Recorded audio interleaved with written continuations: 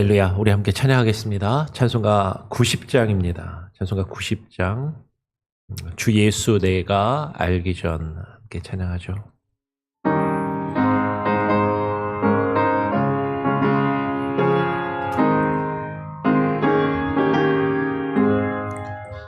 주 예수 내가 알기 전 날 먼저 사랑했네.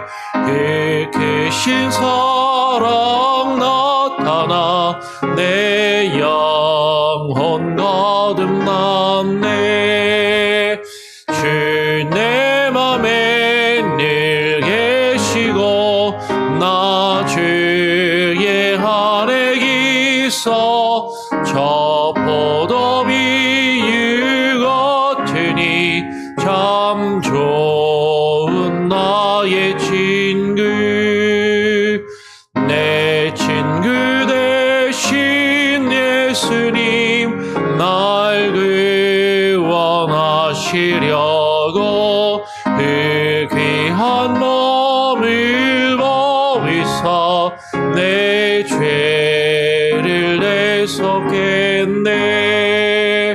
나 주님을 늘 믿으며 그 손을 의지하고 내 몸과 마음을 바쳐서 끝까지 충성하리.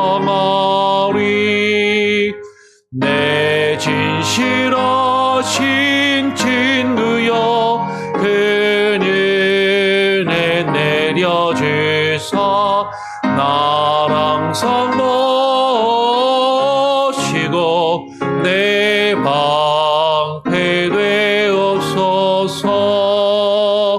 그 풍성한 참 사랑을 내 능히 끊을 소냐. 날 구원하신 예수는 참 좋은 나의 친구. 하나님 아버지 감사합니다.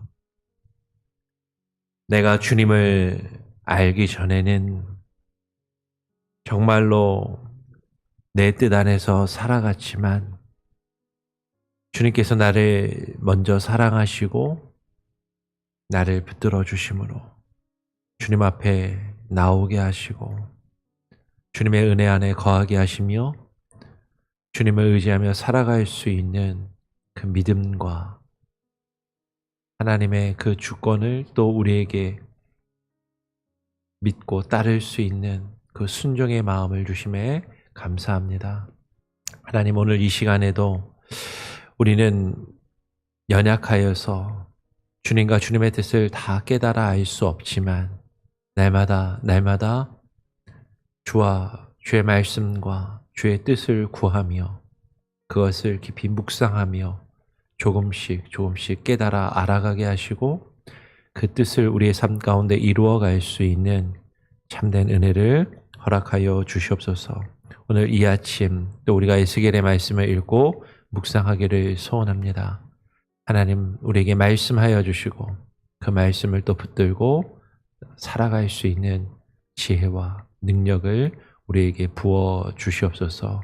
감사하며 거룩하신 예수 그리스도의 이름으로 기도합니다. 아멘. 예, 우리 함께 말씀을 읽겠습니다.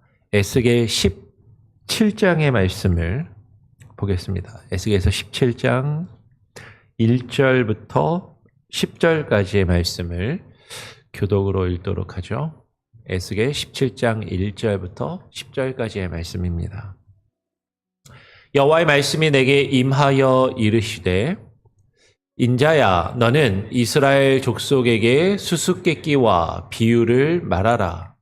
여호와께서 이같이 말씀하여 이르시되 색깔이 화려하고 날개가 크고 깃이 길고 털이 숱한 큰 독수리가 레바논에 이르러 백향목 높은 가지를 꺾되 그 연한 가지 끝을 꺾어 가지고 장사는 땅에 이르러 상인의 성읍에 두고 또 그 땅에 종자를 꺾어 옥토에 심되 수양버들 가지처럼 큰 물가에 심더니 그것이 자라며 퍼져서 높지 아니한 포도나무 곧 굵은 가지와 가는 가지가 난 포도나무가 되어 그 가지는 독수리를 향하였고 그 뿌리는 독수리 아래에 있었더라. 또 날개가 크고 털이 많은 큰 독수리 하나가 있었는데 그 포도나무가 이 독수리에게 물을 받으려고 그 심어진 두둑에서 그를 향하여 뿌리가 뻗고 가지가 뻗쳤도다. 그 포도나무를 큰 물과 옥토에 심은 것은 가지를 내고 열매를 맺어서 아름다운 포도나무를 이루게 하려 하였음이라. 너는 이르기를 주 여호와의 말씀에 그 나무가 능히 번성하겠느냐? 이 독수리가 어찌 그 뿌리를 빼고 열매를 따며 그 나무가 시들게 하지 아니하겠으며 그 연한 잎사귀가 마르게 하지 아니하겠느냐? 많은 백성이나 강한 팔이 아니라도 그 뿌리를 뽑으리라. 볼지어다 그것이 심어졌으나 번성하였느니라. 동풍에 부딪힐 때에 아주 마르지 아니하겠느냐? 그 자라던 두둑에서 마르리라 하셨다. 예. 오늘 여호와의 말씀이 에스겔 선지자에게 내게 임하여 이르시되라고 하면서 에스겔 선지자는 오늘 17장의 말씀을 시작을 합니다. 우리가 에스겔 말씀을 지금 살펴보고 있는데 에스겔에는 환상을 보고 그 환상에 대해서 이야기하는 장면들이 나오고 그리고 그 환상은 상당히 비유적이고 상징적인 내용들이 실제로 많이 있죠. 오늘 여호와의 말씀이 에스겔에게 임하여서 인자야 너는 이스라엘 족속에게 수수께끼와 비유를 말하라 라고 말씀하십니다. 여호와께서 에스겔에게 수수께끼와 비유를 그 이스라엘 족속들을 향하여 말하라 라고 지금 명령하고 계시는 것이죠. 왜 수수께끼와 비유로 말하라 라고 말씀하실까? 수수께끼는요, 말 그대로 한번 딱 들으면 이게 무슨 말이지? 알아듣기가 좀 어려운 내용인 것이죠.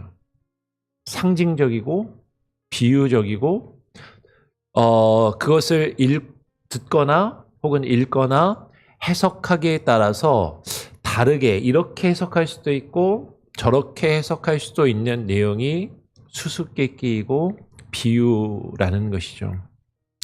하나님께서 왜 에스겔에게 비유로 말씀을 하게 하시는가? 몇 가지의 이유가 있을 것 같습니다. 에스겔뿐만 아니라 많은 구약의 선지자들이 비유로 하나님의 말씀을 전할 때가 있었어요.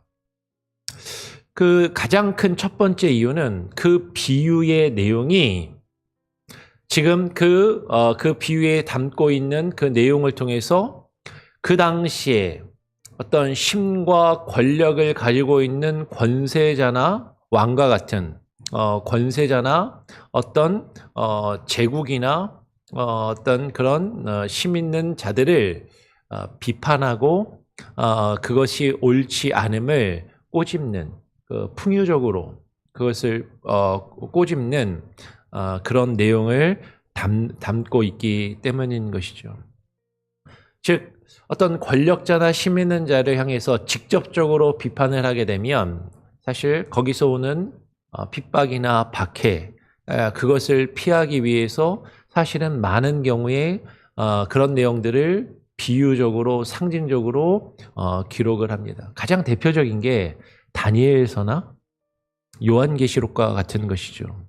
묵시의 말씀도 바벨론의 포로로 끌려가서 그 포로기에 있으면서 하나님이 포로로 있게 하신 그 바벨론 제국을 하나님이 멸망시키시고 회복시키실 것이라는, 그리고 이스라엘 백성들이 겪은 그 어려움과 고초의 내용을 그 아는 사람들은 알고 그것을 인내할 수 있도록 희망을 주기 위해서. 그런데 그것을 듣는 그것의 반대편에 있는 어떤 압제자들이나 권력자들이 이게 나한테 하는 말인가 아닌가 조금 갸우뚱하게끔 그렇게 비유적으로 이야기를 한다라는 거죠. 요한계시록도 마찬가지로 초대교회가 박해와 핍박의 상황 가운데서 로마의 압제 가운데서 그것을 상징적으로 기록한 내용이 기본적인 내용이라는 것이죠.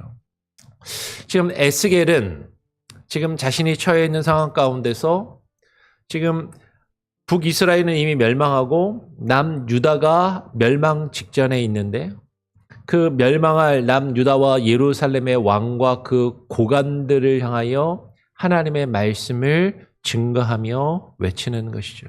그런데 남유다의 왕이나 그 고관들이 그 말씀을 바로 받아들이지 않고 그 말씀을 전하는 선지자들을 핍박하고 박해하였기 때문에 그것을 상징적으로 수수께끼와 비유로 말하고 있는 것을 보게 됩니다.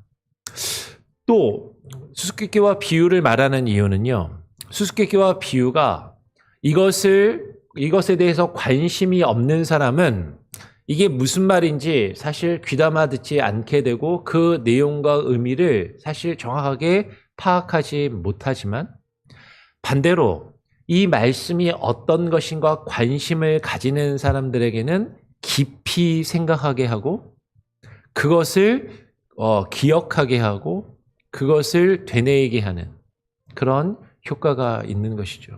그리고 누군가에게 그것을 전해줄 때 그냥 그 어떤 사건이나 어떤 내용을 그냥 단순하게 그것을 이야기하기보다 상대방에게 전할 때 어떤 이야기와 같이 흥미가 있게 전달할 수 있고 그것이 전파되는 데에도 상당히 효과적이기 때문에 수수께끼와 비유를 통해서 그런 이야기들을 하는 것이죠. 오늘 3절부터 그 수수께끼와 비유의 내용이 10절까지 기록이 됩니다. 근데 이 비유에 대한 설명이 내일 우리가 살펴볼 11절부터 여호와께서 에스겔에게 그 비유를 풀어서 설명해 주시는 내용이 나와요. 그러니까 어떻게 보면 수수께끼이고 비유이지만 뒤에 내용을 보면 이 비유가 무엇을 말하는지 우리는 사실 어느 정도 알 수가 있는 것이죠. 그래서 내일 이 비유의 내용을 좀 더 그 비유의 해석을 구체적으로 살펴보게 될 것인데 오늘 그 비유를 보면서 이것이 어떤 맥락에서 이야기하는지를 간략히 살펴보고 함께 먼저 나누어 보도록 하겠습니다. 오늘 3절에 보니까 여호와께서 이같이 말씀하여 이르시되 에스겔에게 수수께끼와 비유를 알려주시면서 말씀하시는 것이죠. 색깔이 화려하고 날개가 크고 깃이 길고 털이 숱한 그 숱이 많은 큰 독수리가 레바논에 이르러 백향목 높은 가지를 꺾었다라고 이야기를 합니다. 여기서 말하는 색깔이 화려하고 날개가 크고 깃이 길고 숱이 많은 그 숱한 그 큰 독수리는 뒤에 하나님께서 에스겔에게 비유를 설명해 주신 내용을 보면 바벨론을 이야기하는 것이죠. 바벨론과 바벨론 왕 누부갓네살을 비유적으로 이야기하는 것이에요.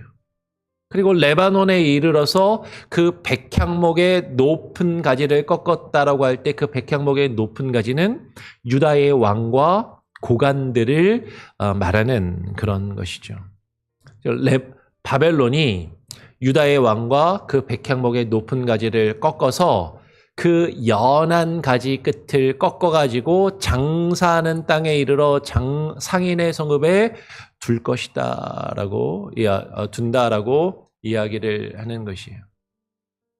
지금 그 연한 가지라는 건 높은 그 백향목의 가지, 높은 자리에 있어서 아주 교만하고 높은 자리에 있지만 힘이 없고 그 강력한 힘과 권세를 가지고 있지 않은 연약한 모습을 이야기하는 것이죠. 그 연약한 왕을 꺾어가지고 장사하는 땅, 이 장사하는 땅을 바로 바벨론 사람들의 땅, 즉 상인의 성읍은 그 바벨론을 이야기하는 것이죠.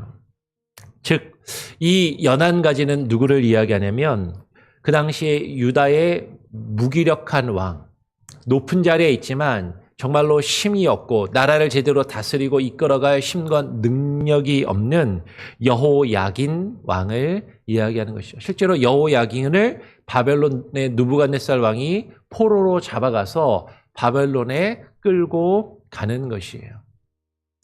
그렇게 연한 가지는 꺾어서 바벨론의 그 상인의 성읍에 두고 포로로 잡아가고 또 그 땅의 다른 종자를, 그러니까 이 연한 가지랑 다른 겁니다. 그 땅의 다른 종자를 꺾어서 옥토에 심되 수양버들 가지처럼 큰 물가에 심더니라고 이야기하는 것이죠. 이 큰 종자는 누구냐면 여호야긴을 대신해서 바벨론이 유다의 왕으로 세우게 되는 시드기야 왕을 이야기하는 것이에요. 그래서 그 시드기야 왕을 대신 여호야긴 대신 왕으로 삼아서 그것이 자라며 퍼져서 높지 아니한 포도나무 곧 굵은 가지와 가는 가지가 난 포도나무가 되어 그 가지는 독수리를 향하였고 그 뿌리는 독수리 아래에 있었더라. 여호야긴을 포로로 잡아가고 그 대신에 시드기야를 왕으로 세워서 그 시드기야가 다스리는 유다가 높지 아니한 포도나무가 된다. 독수리의 그늘 아래서 머물면서 그 포도나무가 그 가지가 독수리를 향해서 독수리를 바라보며 뻗어가고 그리고 그 뿌리도 독수리 아래에 두어서 그 독수리를 의지하면서 자라고 크게끔 그렇게 된다라는 것이죠. 되었다라는 것이죠. 그런데 오늘 7절에 보면 또 다른 날개가 크고 털이 많은 큰 독수리 하나가 있었다라고 이야기를 해요. 지금 앞에서 나온 바벨론을 이야기하는 독수리가 아니라 또 다른 독수리가 있는 것이죠. 이 독수리도 날개가 크고 털이 많은데 아까 이야기한 그 독수리하고는 다른 독수리입니다. 이 독수리는 애굽을 상징하는 것이죠. 그 독수리가 하나 있었는데 그 포도나무가 즉 바벨론 왕이 새로 심어서 자라게 한 그 시드기야 왕을 상징하는 그 포도나무가 이 바벨론이 아닌 애굽을 상징하는 이 독수리에게 물을 받으려고 그 심어진 두둑에서 그 애굽을 상징하는 그 독수리를 향하여 뿌리가 뻗고 가지가 뻗쳤도다라고 이야기를 하는 것이죠. 그 바벨론의 그 독수리가 그 종자를 심어서 그 자신의 그 그늘 아래서 그 물가에서 오늘 뒤에 보면 큰 물가라고 이야기하잖아요.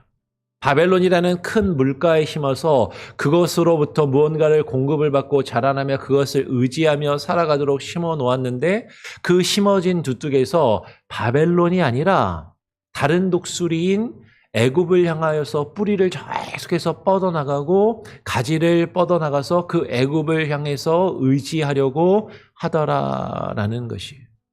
그런데 오늘 하나님은 말씀하시는 거죠. 그 포도나무를 큰 물가, 옥토에 심은 것은 그 큰 물가 옥토라는 건 바벨론의 그늘, 바벨론의 영향력 아래에 심은 것은 그 바벨론의 영향력 아래서 가지를 내고 열매를 맺어서 아름다운 포도나무를 이루게 하려 하였음이라는 것이죠. 하나님께서 왜 유다를 바벨론의 그늘 아래 거하게 하셨는가?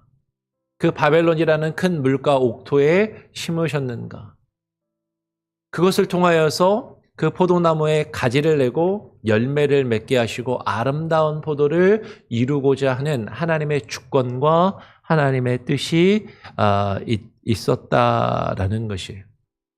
이게 비유기 때문에 아까 말씀드린 것처럼 비유는 어떻게 이렇게 해석할 수도 있고 저렇게 해석할 수도 있는 것을 보게 됩니다.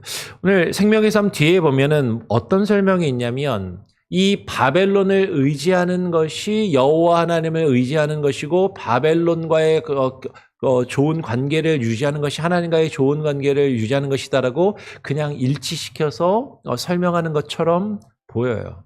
물론 넓은 맥락에서는 그렇게 볼 수도 있겠지만 엄밀히 지금 역사적인 상황이나 지금 에스겔이 말하고 있는 이 내용은 무엇이냐면 여호와 하나님께서 그 북이스라엘은 이미 아수르의 멸망을 당하게 하시고 그 이후에 시간이 지나서 남쪽 유다도 바벨론의 그 영향력 아래에 들게 하신 것은 그래서 연약한 왕이 포로로 끌려가고 바벨론에 의해서 새로운 왕이 세워지게 하신 것은 어떻게 보면 유다의 입장에서는 치욕이고 모욕이고 그것을 벗어나고자 하는 마음이 들 수 있지만 하나님께서 이 시련과 이 연단을 통해서 하나님께서 유다라는 그 포도나무를 자라게 하시고 가지를 내게 하시고 열매를 맺어서 아름다운 포도를 이루고자 하시는 하나님의 크시고 깊은 계획과 뜻이 있으셨다라는 것이죠. 그러니까 바벨론 자체가 하나님을 상징한다기보다는 사실은 바벨론은 하나님께서 이스라엘 백성들을 자라게 하시고 성장하게 하시고 연단시키시며 열매를 맺게 하시는 도구와 수단과 방법으로 사용하시는데 그런데 지금 남유다는 그 시드기야 왕과 그 유다의 백성들은 하나님께서 그들을 맡기신 하나님께서 그들이 처하게 하신 그 연단의 도구와 그 상황을 어떻게 해서든 벗어나서 자신들의 힘과 뜻으로 다른 것을 의지해서 그 상황을 벗어나고 모면하려고 하는 그런 모습을 가지더라라는 것이에요. 그러니까 하나님께서 에스겔에게 말씀하시죠. 너는 이르기를 주 여호와의 말씀에 그 나무가 능히 번성하겠느냐? 이 독수리가 어찌 그 뿌리를 빼고 열매를 따며 그 나무가 시들게 하지 아니하겠으며. 이 독수리는 누구죠?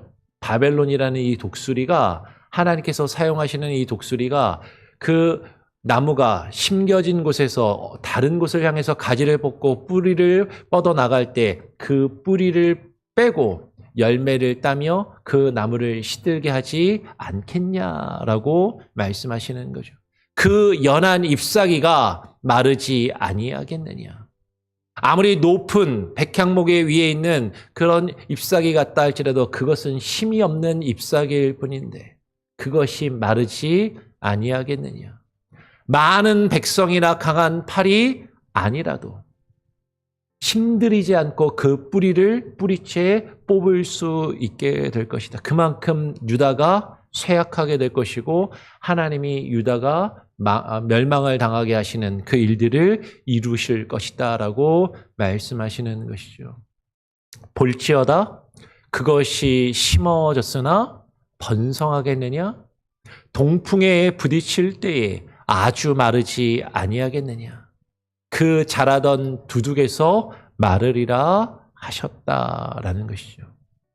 하나님께서 그 유다를 하나님 앞에 열매를 맺지 못하고 죽어가던 그 유다를 살리시기 위해서 그 종자를 바벨론이라는 곳에 심으시고 그곳에서 자라나서 열매를 맺게 하시려 하시는데 그것이 심어졌지만 근데 그것이 하나님의 뜻을 거역하며 다른 곳을 향해서 뿌리와 가지를 뻗어나간다면 그것이 번성할 수 있겠느냐라는 것이에요. 동풍에 부딪힐 때 이 동풍은 바벨론의 공격을 이야기하는 것이죠. 실제로요, 이스라엘의 지리적으로 보면 동쪽에 바벨론, 그 동북쪽이죠, 사실은. 바벨론이 위치해 있었고, 근데, 이스라엘 백성들에게 동풍이라는 것은요, 동쪽에 있는 사막에서 불어오는 뜨거운 바람을 이야기합니다. 그 동풍이 사막에서 불어오는 뜨거운 바람이 불어오면 농작물에 피해를 입고 모든 것이 마르고 죽게 되는 그런 일들이 실제로 이스라엘의 어떤 농사 문화 가운데 종종 일어났던 것이죠. 근데 그 동풍의 비유를 통해서 바벨론의 공격과 영향력을 말씀하시더라라는 거예요. 그 자라던 두둑에서 그 유다라는 포도나무가 마르게 되고 그 뿌리채 뽑혀지게 될 것을 지금 비유적으로 말씀하고 계신다라는 것이죠.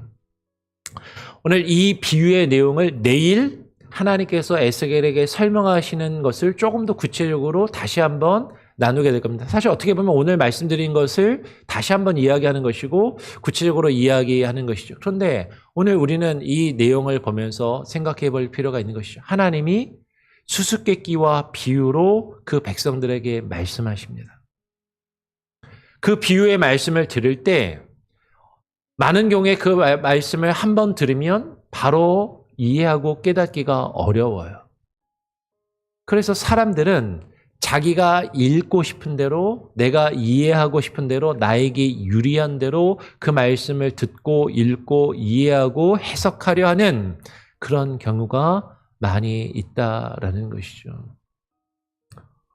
어쩌면 시드기야는 이 말씀을 들으면서 바벨론과 애굽을 거꾸로 해석하고 싶을 수도 있을 거다라는 것이죠. 그 연한 가지가 내가 아니다라고 생각할 수도 있는 것이죠. 어쩌면 우리는 하나님의 말씀을 들으면서도 이 말씀이 나와는 상관없는 말씀, 혹은 내가 듣고 싶지 않은 그런 말씀이 내게 들려질 때 다르게 이해하고 받아들이려 하고 있지는 아니한가 하는 것이에요. 하나님께서 우리에게 처하게 하신 연단의 상황이 있습니다. 그것을 통해서 하나님께서 우리와 단절된 관계를 회복하려 하시고 우리가 그 죄와 허물을 깨닫게 하시며 돌이키게 하시고 그 과정을 통해서 자라나게 하시고 성장하게 하시고 열매를 맺어가게 하시기 원하는 것이 하나님의 뜻인데 우리는 거기에는 관심이 없고 어떻게 해서 지금 내가 처해 있는 이 어려움에서 하루라도 더 빨리 벗어나서 조금이라도 편안한 상태에 이를 것인가. 여기에만 관심을 둘 때가 많다라는 것이죠. 시드기야와 그 유다의 고관들과 그 백성들은 하나님께서 연단의 도구로 사용하신 그 바벨론의 그늘, 그 영향력 아래에 있기를 기뻐하지 않고 바라지 않고 그것을 애굽의 힘을 의지해서 벗어나고자 했다라는 것이죠. 어쩌면 하나님께서 우리를 훈련시키시고 우리를 연단하시며 우리로 하여금 열매 맺어 자라나도록 하시는 그 과정을 통해서 우리에게 허락하신 그것이 우리는 기쁘지 않고 우리는 즐겁지 않고 그것이 우리에게는 힘들고 어렵게 다가오기 때문에 어떻게 해서든 그것에서 벗어나기 위해서 세상을 의지하고 세상의 방법과 세상의 사람들을 의지하며 돈과 권력을 의지하며 그것들을 통해서 하나님이 내게 허락하신 이 연단의 기회를 벗어나고자 하지는 않느냐라는 것이에요. 오늘 그것을 비유적으로 우리에게 말씀하고 계신다라는 것이죠. 이렇게 말씀하시는데도 우리는 이 비유를 또 나와는 상관없는 먼 옛날 이야기로 듣고 받아들이고 있지는 아니한지 이 말씀이 저와 여러분에게 오늘 이 말씀을 함께 읽고 묵상하는 모든 이들에게 하나님께서 동일하게 하시는 말씀이라는 것을 기억하며 깨닫고 이 말씀에 반응할 수 있는 저와 여러분 또 우리 교회 성도들 다 될 수 있기를 간절히 바라고 소원하고 축원합니다. 우리 다시 함께 기도하고 찬양하죠. 찬송가 406장입니다. 고난 내용은 편히 쉴 곳과 406장입니다.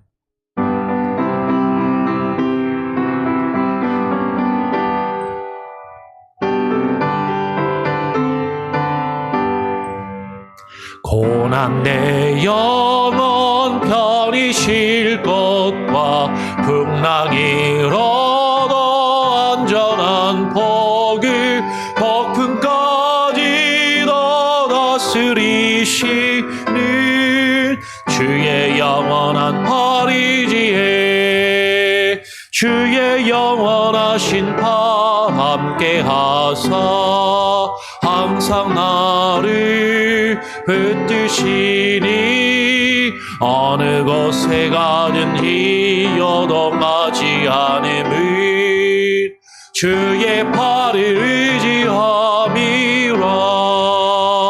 세상 친구들 나를 버려도 예수님 함께 동행함으로 주의 은혜가 충만하리니.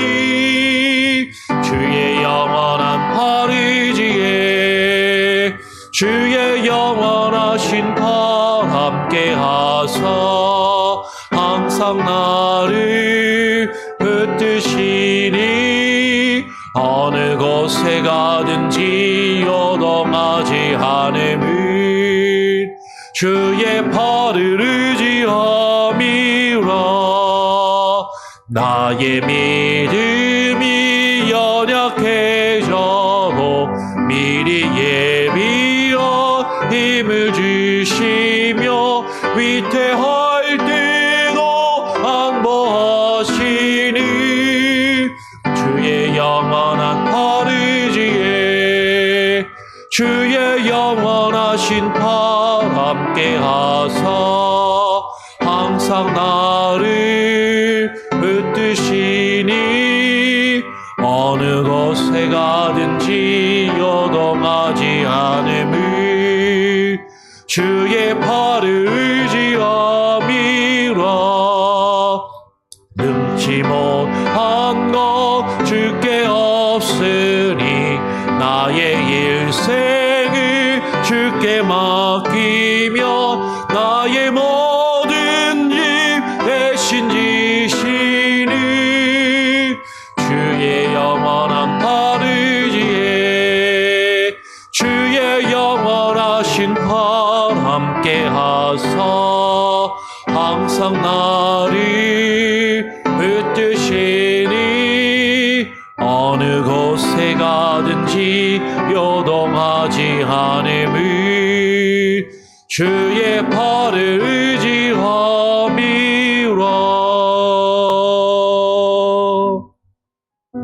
그렇습니다. 주님, 이 세상을 살아가면서 고나고 힘든 순간이 우리에게 닥쳐온다 할지라도 내 영혼이 편히 쉴 곳과 참된 안식을 우리에게 허락하시는 분이 여호와 하나님 한 분밖에 없으심을 우리로 하여금 깨달아 알며 주님을 믿고 의지하게 하여 주시옵소서. 내가 어디를 가든지 주의 팔이 함께 하시며 나를 붙드시며 어느 곳에서든지 요동하지 아니함은 주님과 주의 팔과 그 권능과 주의 주권과 주님께서 우리를 향한 그 크시고 놀라운 계획을 의지하기 때문임을 우리가 알고 그렇게 고백하며 살아가기를 소원합니다. 그러나 때로는 하나님께서 우리의 죄악과 허물을 깨닫게 하시고 우리를 참된 회개에 이르도록 생명에 이르는 그 참된 회개에 이르기를 하시며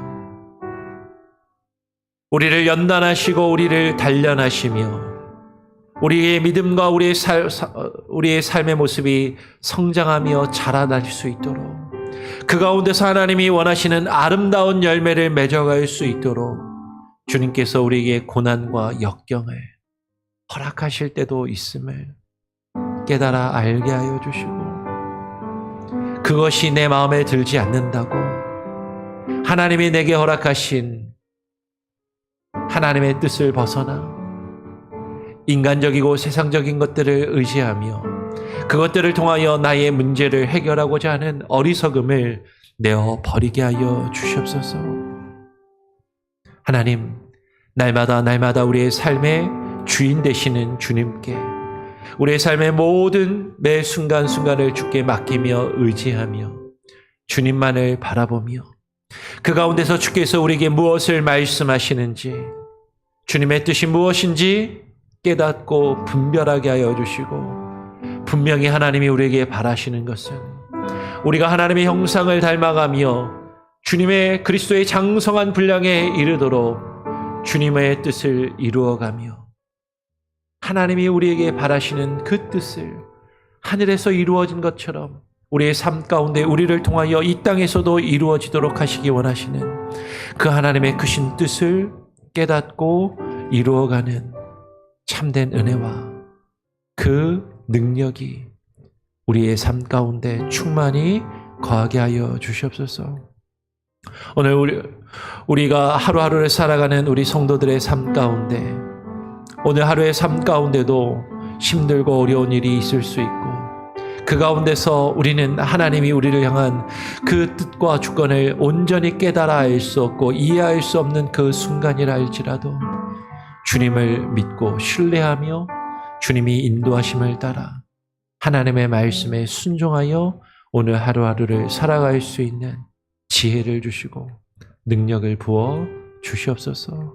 그러나 그 가운데 시험 가운데 걸려 넘어지지 않게 하여 주시고 주님이 주시는 힘과 능력으로 승리하게 하여 주시며 하나님 정말로 우리들이 이 연단의 과정 가운데 믿음이 사그러지지 않게 하시고 믿음의 뿌리가 뽑혀지지 아니하도록 하나님 지키시고 보호하시는 그 은혜와 능력 회복하시며 하나님께서 다시 심으시고 다시 새롭게 하시는 그 놀라운 은혜와 주의 주권과 능력을 매일매일의 삶 가운데 경험하며 살아갈 수 있게 하여 주시옵소서.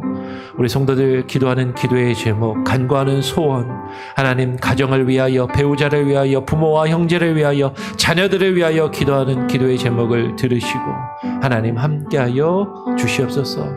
연로한 우리 교회 우리 어르신들 또 질병과 아픔 가운데 고통스러워하고 있는 이들, 마음의 상처와 또 마음의 괴로움으로 번민하며 아파하는 이들 하나님 위로하시고 치료하시고 회복하여 주시옵소서. 출타 중에 있는 이들이 있습니다. 또 아프신 어머니를 방문하며 또 한국에 방문한 이유경 집사와 또 여러 가지 사정들로 출타한 성도들 각각의 사정과 그 걸음걸음마다 하나님 함께 하시고 지키시고 보호하시고 오늘 하루도 주와 함께 동행하는 복된 하루가 되게 하여 주시옵소서. 오늘 하루의 삶도 주님께 온전히 맡기고 주와 함께 동행하기를 소원하오며 살아계신 우리 구주 예수 그리스도의 이름으로 기도합니다. 아멘. 하늘에 계신 우리 아버지여, 이름이 거룩히 여김을 받으시오며 나라가 임하시오며 뜻이 하늘에서 이루어진 것 같이 땅에서도 이루어지리이다. 오늘 우리에게 일용할 양식을 주옵시고 우리가 우리에게 죄 지은 자를 사하여 준 것 같이 우리 죄를 사하여 주옵시고 우리를 시험에 들게 하지 마옵시고 다만 악에서 구하옵소서. 되게 나라와 권세와 영광이 아버지께 영원히 있사옵나이다. 아멘.